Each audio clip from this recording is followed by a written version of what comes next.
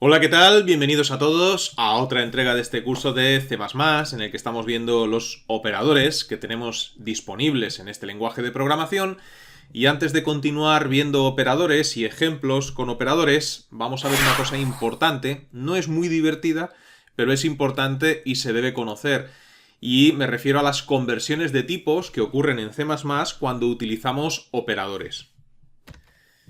En el vídeo anterior vimos ejemplos sencillos de utilizar operadores de incremento y decremento con prefijo y sufijo. Los operadores básicos de suma, resta, multiplicación y división yo creo que son bastante claros. Y también vimos un ejemplo del operador módulo u operador resto.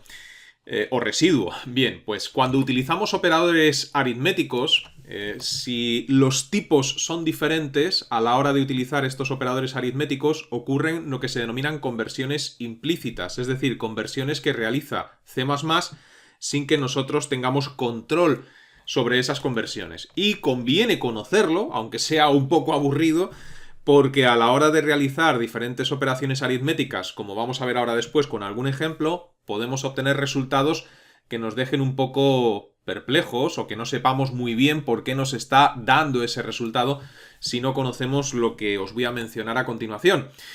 Mirar si los operandos son de diferente tipo en C++, es decir, cuando tú, por ejemplo, operas A más B, bueno, pues los operandos son A y B.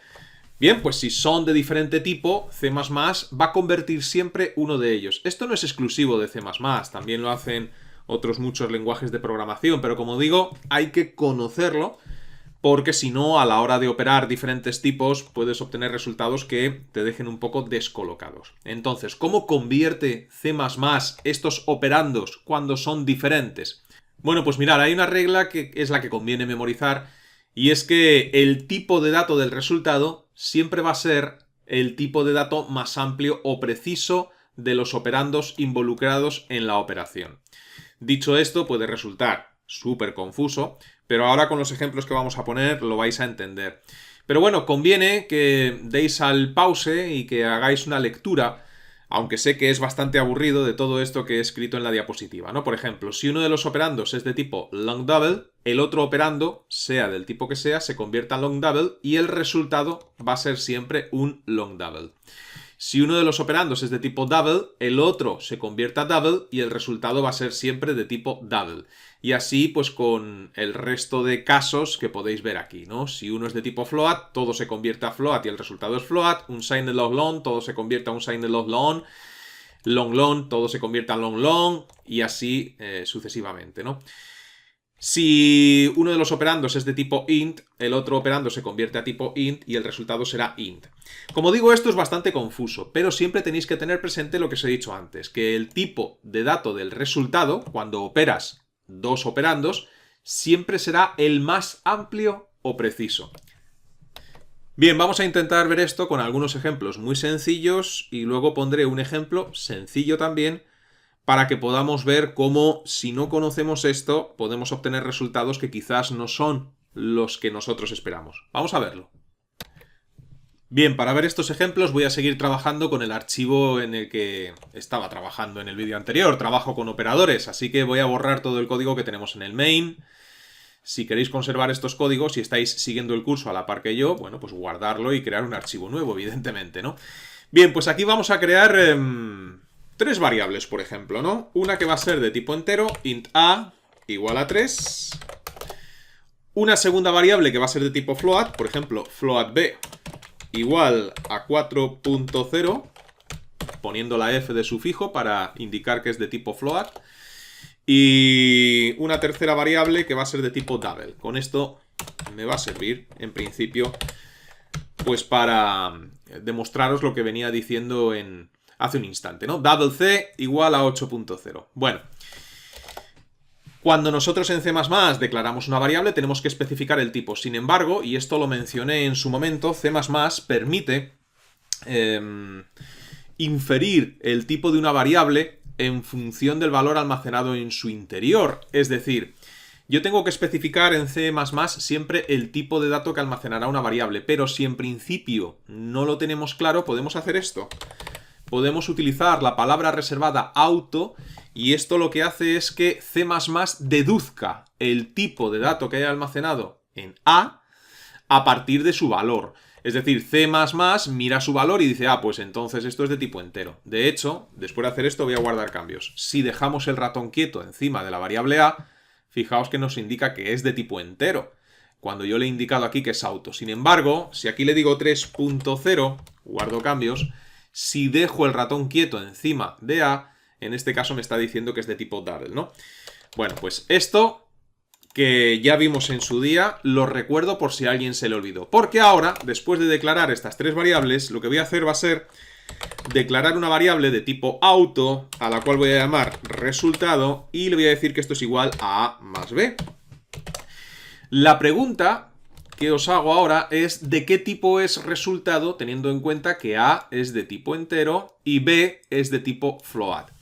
Según lo que hemos visto hace un instante en la diapositiva, cuando tenemos dos variables de diferente tipo en C++, el tipo de dato del resultado será el tipo de dato más amplio o preciso de los operandos involucrados. Así que en este caso tenemos un dato de tipo int, entero, y un dato de tipo float. Así que, ¿cuál será el tipo de dato más amplio o preciso entre int y float? Porque ese será el tipo que coja el resultado. Bueno, pues el tipo más amplio o preciso es float.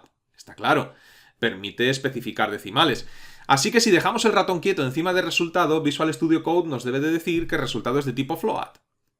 Y efectivamente así es. Pero es que además, si queréis ver esta información en consola, aunque ya os digo que la podemos ver dejando el ratón quieto encima de resultado, no vaya a ser que a alguien no le funcione esta opción, que es algo que me decís muchas veces. Me decís, oye, yo pongo el ratón encima de las variables en Visual Studio Code y no me sale nada. Bueno, no sé por qué es. Pero bueno, da igual, porque si nosotros le decimos aquí cout para imprimir en consola el tipo de dato, pues lo podemos hacer utilizando typeID, es decir, typeID, ¿de qué? De resultado, para que nos indique resultado, el tipo de dato de resultado, .name. Bueno, pues con esto lo que hacemos es que imprima en consola la primera letra del tipo de dato. Es decir, si es un float va a imprimir una F. Si es un entero va a imprimir una I. Si es un double va a imprimir una D. Entonces, en este caso, debería de imprimir una F. Si guardamos cambios y ejecutamos este programa, pues en consola veremos cómo efectivamente imprime una F, ¿no? Voy a cambiar otra vez el tipo de datos. Si yo aquí le digo A más A, bueno, pues en este caso estoy utilizando dos operandos, que es el mismo, ¿no? Pero que son de tipo entero, así que el resultado tiene que ser de tipo entero, así me lo indica si dejo el ratón quieto encima. Si ejecuto el programa con control F5 debería de imprimir una I, para indicarme que es int, ¿no? Bien, ¿y qué ocurre si yo le digo, por ejemplo, A más C? En este caso, ¿de qué tipo será resultado? Están involucrados un operando de tipo entero y un operando de tipo double, y siempre resultado será del tipo más amplio o preciso, y el más amplio o preciso en este caso es double. Si yo dejo el ratón quieto encima del resultado, así me lo indica, ¿no? Si guardo cambios y ejecuto, pues debería de imprimir una D para indicarme que es de tipo double. Y si involucro B más C, float y double, ¿cuál de los dos es más preciso? Bueno, pues es más preciso double, tiene mayor precisión. Esto lo vimos en su día anteriormente, ¿no? Guardo cambios, dejo el ratón quieto encima del resultado, fijaos cómo me indica que es double, y si ejecuto el programa, pues imprimirá una D, porque la variable es de tipo double. Bien, pues todo esto hay que tenerlo en cuenta, pero vamos ahora a poner un ejemplo en el cual vamos a hallar la media aritmética, por ejemplo, de tres valores, y veremos como si no conocemos esto que acabo de explicar, pues el resultado nos puede dejar, como decía al principio, pues un poco descolocados o confusos, ¿no? Entonces, voy a declarar, voy a borrar todo este código, tres variables de tipo entero, ¿no? Int A, int B, vamos a decir que int B va a ser igual a 20. E int C igual a 30. Y el valor de A, pues le vamos a decir que es igual a 10, ¿no? Tres variables de tipo entero, A, B y C, 10, 20 y 30. Muy sencillo. A continuación voy a declarar una variable de tipo double que va a ser la que almacene pues el resultado de hallar la media aritmética de esos tres valores. Así que double resultado o media. Voy a llamarle media, el nombre es lo de menos. Y esto va a ser igual a A más B más C, todo ello entre 3. Una media aritmética, sin más. ¿Y por qué declaro la variable de tipo double? Bueno, pues porque en principio, al hallar la media aritmética de 3 valores, podría ser dependiendo de los valores, ¿eh? No en este caso, con 10, 20 y 30, pero podría ser que el resultado diese un decimal, ¿no? Y ahora pues vamos a ver esto en pantalla, ¿no? Vamos a poner aquí un cout y vamos a decir, por ejemplo, la media de los 3 valores es 2 puntos y esto, pues aquí lo concatenamos con lo que tengamos almacenado en media. Y voy a hacer también un salto de línea aquí, un end, porque después quizás imprima los tipos. Pero bueno, el caso es que si yo guardo cambios y ejecuto el programa, bueno, antes de ejecutarlo, está claro que la media es 20. No hay ninguna confusión, tal y como tenemos estos valores. La media de 10, 20 y 30 es 20. 10 más 20, 30. 30 más 30, 60. Entre 3 a 20. No hay ninguna confusión al respecto. Entonces, si yo ejecuto el programa, vemos como efectivamente me dice que la media de los 3 valores es 20. Y hasta aquí todo perfecto. ¿Y qué ocurre si yo, por ejemplo, modifico el valor de 20 y le pongo aquí que esto va a ser 12? Pues que la media aritmética va a ser 17 con algo. No sé con cuánto exactamente, pero es 17 y pico la media aritmética. Entonces, bueno, pues en principio esto, que es a lo que voy, si esto nos va a dar 17 con 3 o algo así me parece que va a dar, bueno, pues en principio debería de funcionar. ¿Por qué? Pues porque va a almacenar este 17,3, es decir, 10 más 12 más 30, 52 entre 3, pues 17 con 2 o con 3. Bueno, el caso es que como es de tipo double, pues aquí debería de almacenarlo sin ningún problema. Entonces, nada, guardamos cambios, ejecuto el programa y vemos cómo me dice que la media de los valores es 17. No es 17,2 ni 17,3, sino 17. Y esto pues claramente no es correcto. Y alguien podría decir, ¿y por qué? Si la variable donde se almacena es de tipo double. Bueno, pues porque los operandos involucrados en la operación son todos de tipo entero. Entonces C++ lo que hace es convertir, cuando hay diferentes operandos involucrados, pues al que es más preciso o amplio. Pero claro, aquí como son todos de tipo entero, pues lo convierte a entero. Y así es como funciona. Me da igual que aquí le digas que es de tipo double, porque son todos de tipo entero, el más amplio o preciso es el entero, así que lo convierte a entero. Sin embargo, en cuanto haya uno de los operandos que sea de un tipo más amplio o preciso, pues ya no habrá ningún problema. Es decir, si yo aquí, por ejemplo, este int b igual a 12, por poner un ejemplo, lo podría hacer en cualquiera de los otros 3, o los otros 2, mejor dicho. Si le digo que es double b igual a 12, bueno, pues en este caso, como ya uno de los 3 operandos que participan en la operación es double, automáticamente el valor que almacene en media será de tipo double, porque cogerá el que sea más amplio o preciso.